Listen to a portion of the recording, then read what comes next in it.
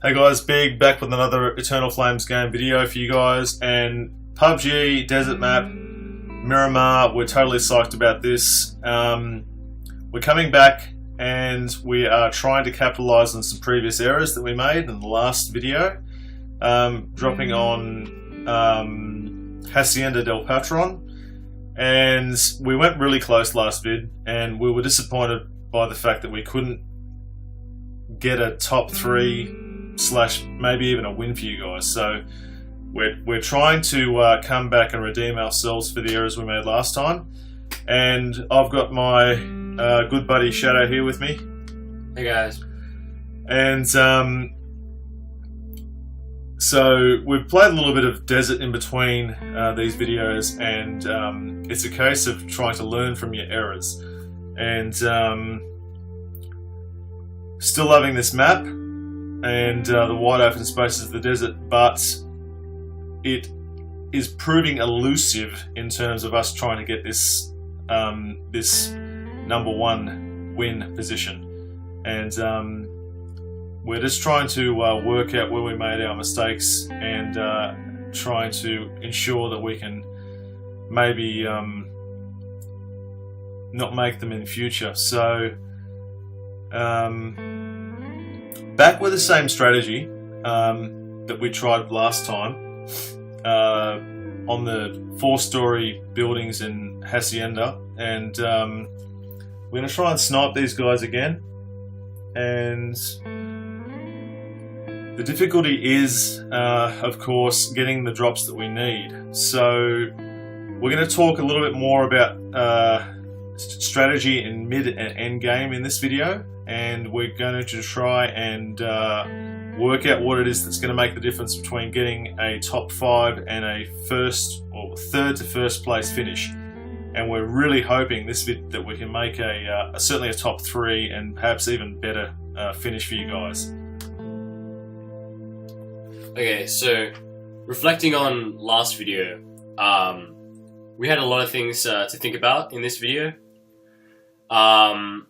We found out that the neighboring city to Hacienda del Patron, San Martin, is a major location, which we will cover in a future video, which meant that we need to play more reserved when dropping at Hacienda del Patron, because people dropping at San Martin have a higher chance of getting better loot than we do, and therefore if we don't get good loot to start off with in Hacienda del Patron, which we luckily have in this video, it's going to be very hard for us to capitalize on the benefits of Hacienda del Patron. So in this video we were looking to, as I said, play a more reserved style of gameplay, where we're sticking to these high-rise buildings, not moving out, looking to take up less gunfights than we did in the past video, but also capitalizing on opportunities when they arise. So if we know we can take someone down, we take them down. If they're too far away, like in the past video, I was shooting up at people on the mountain to the south. We just have to let that slide.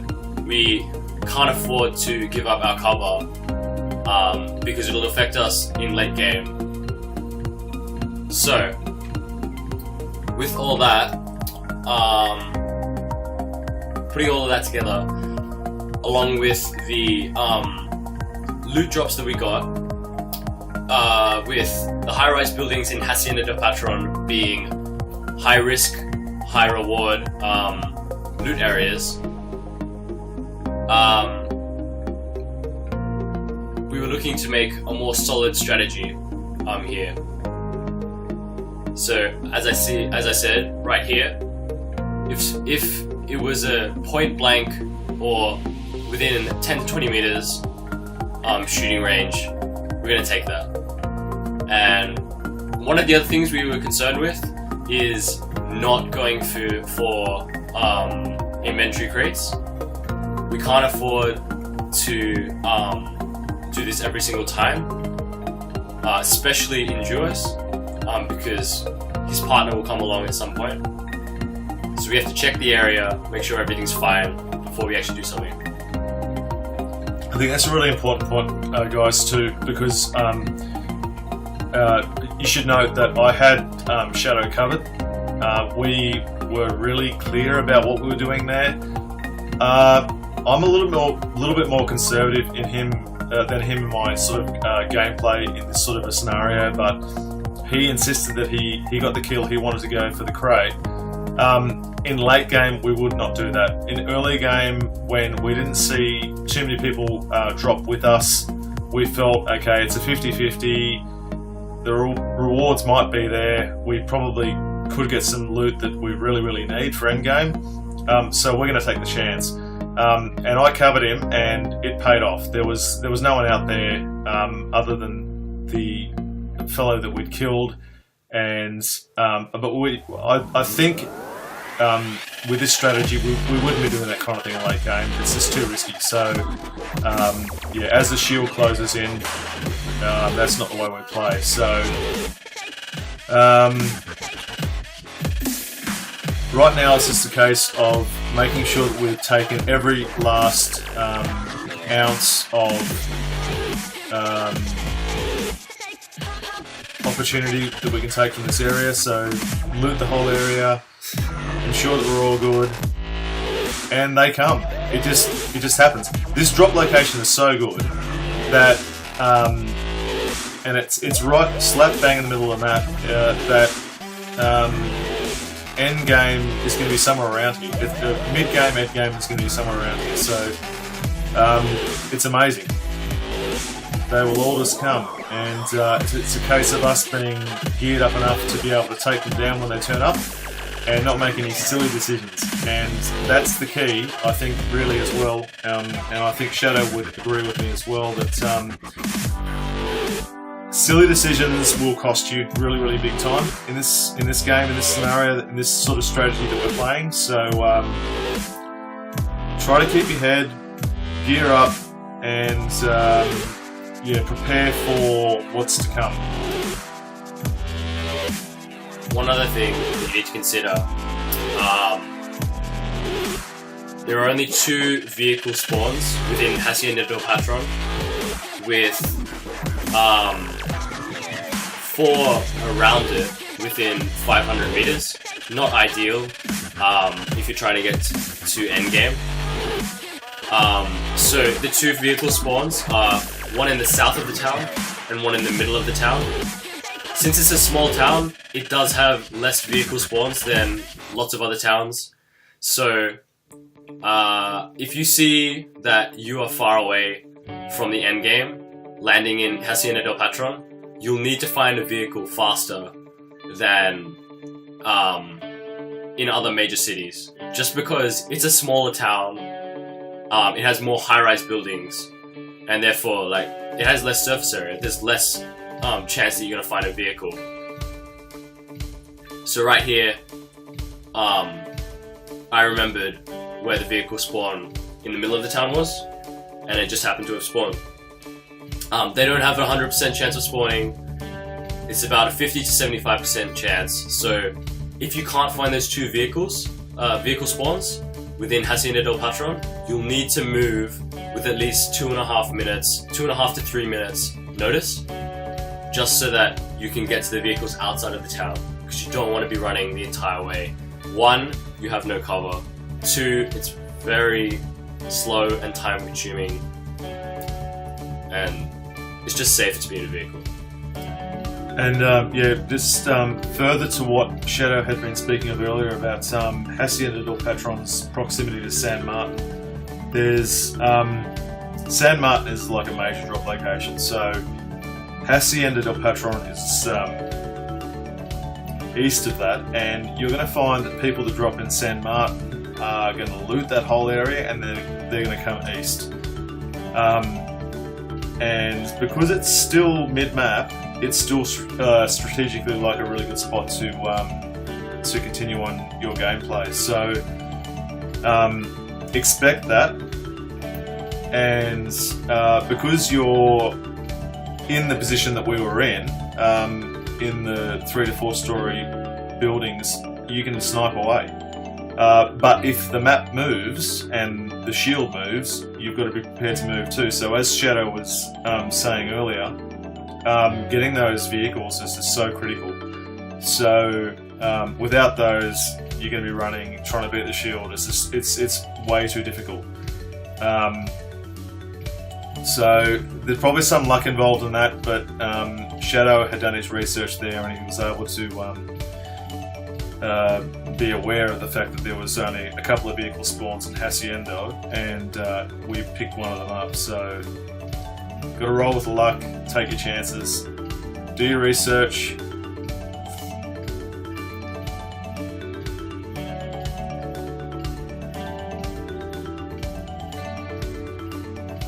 Just one thing, with the new update, you have to be wary because the vehicles have like heightened sensitivity.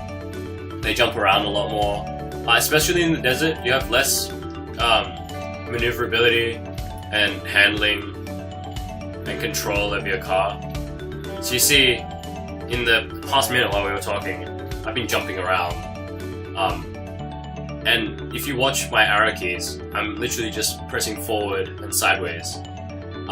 So you need to account for the fact that the vehicles have lower handling in the desert, and they have they're more sensitive to the surroundings because of the new stunts update.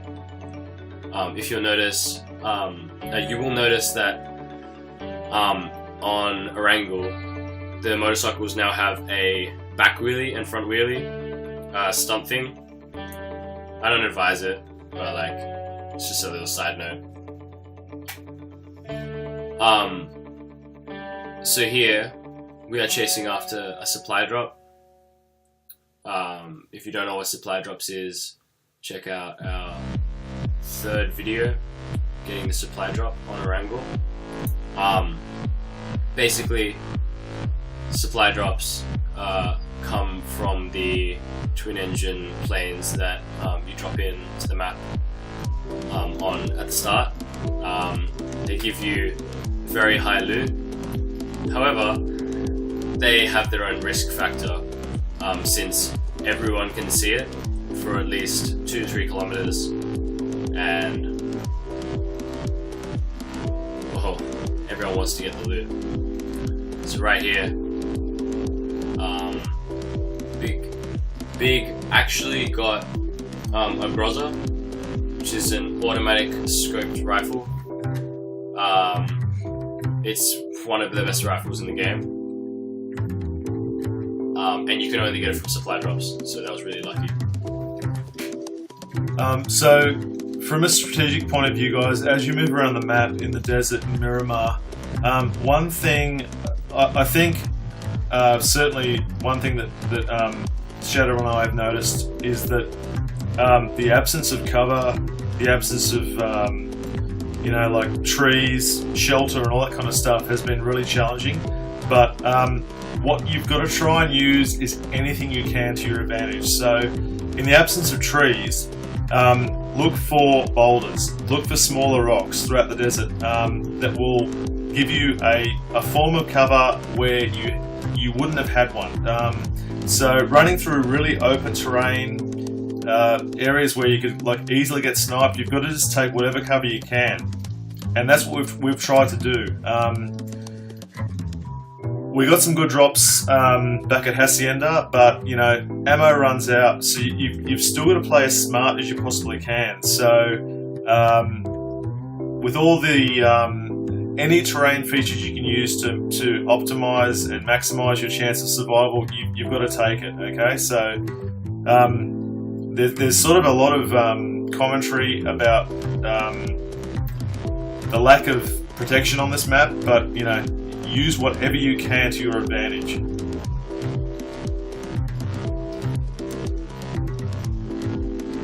Okay, so this city that we've just entered is the largest city on Miramar. It is the equivalent of military base, basically. I know there is Campo Militar, and Campo Militar is modelled on military base on Erangel, but this is the city to drop to if you're looking for highest kills and high reward loot. So, we've just pulled up on a nice 3-story building in the middle of Los Leones.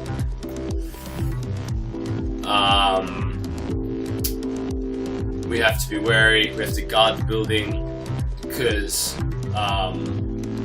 as you know, in the update previous to this, your vehicle pops up on the mini-map for anyone within a kilometer, so they can see that someone got out of a vehicle, which basically tells everyone that we're in this building. So we have to still play reserved, but we have to be very cautious because we know people are going to be coming to us.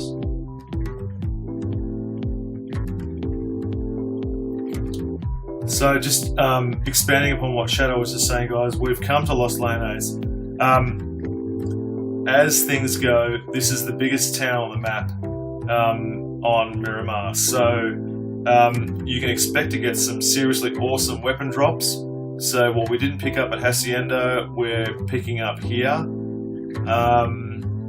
There's no complaints about the weapons we're getting and the ammo we're getting. So basically now, having made it to this point in the game, it's just really critical that we don't make any silly mistakes, that we are thinking about getting to mid and end game. We're at mid game right now, so end game is not too far away. Making silly judgments now, like going after crates if you're sniping people, I wouldn't highly recommend it. I think Shadow would agree with me there. We talked about that earlier in the video. If you get a kill, it's one less person you have to deal with at the end of the game. So that's some pretty fancy shooting that Shadow just did there. But we discussed going after that crate, and it's probably not the best idea. So Los Leones is a huge location.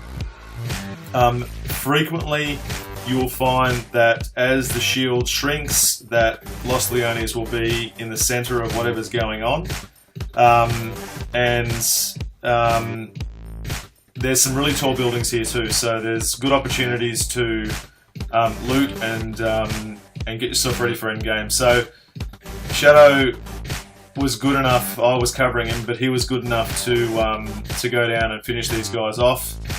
You take your chances in this game, like if it's there, and you've made sure that you've, to the best of your ability, that you've covered yourself, you know, why not go for it?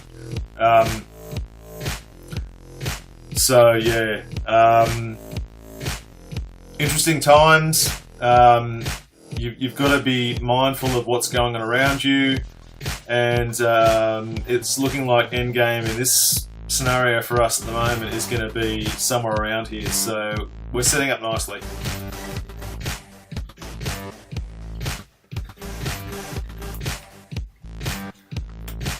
Yeah, so right here, one of the other things you have to take into account is we do have a large amount of ammo to use here, but you really have to pick the weapons you want to use in endgame. So right here, I have taken a SCAR over an AK. Personally, I prefer the SCAR, especially with the angled foregrip that I have, just because it has less kick. You can attach more attachments to it, and I just like it. As an overall weapon, I really like it. You can tell that previously I dropped my Mini 14 for the VSS because it has a bullet drop, and just because the area is getting smaller and smaller, I don't want to have high-powered sniper rifles because you can't shoot someone 100 meters away with a 4x scope. So here I have switched out my 4x scope for a 2x scope, looking to get people closer to home.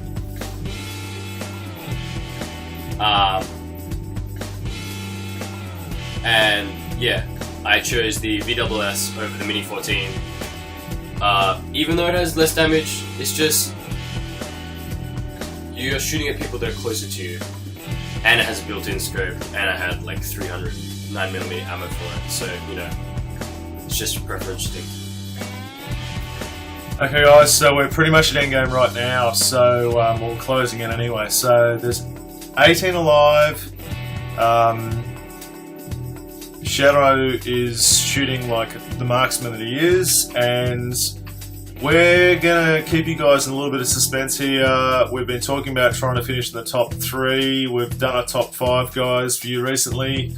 Really hopeful that we can get a high place finish soon.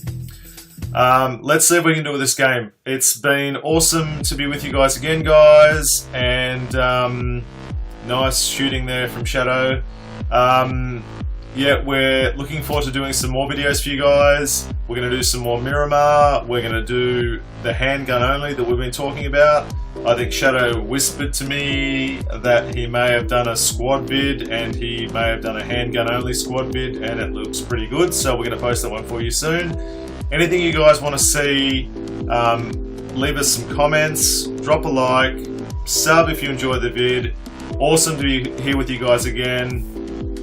See you guys in the next video. See you guys, take care, all the best.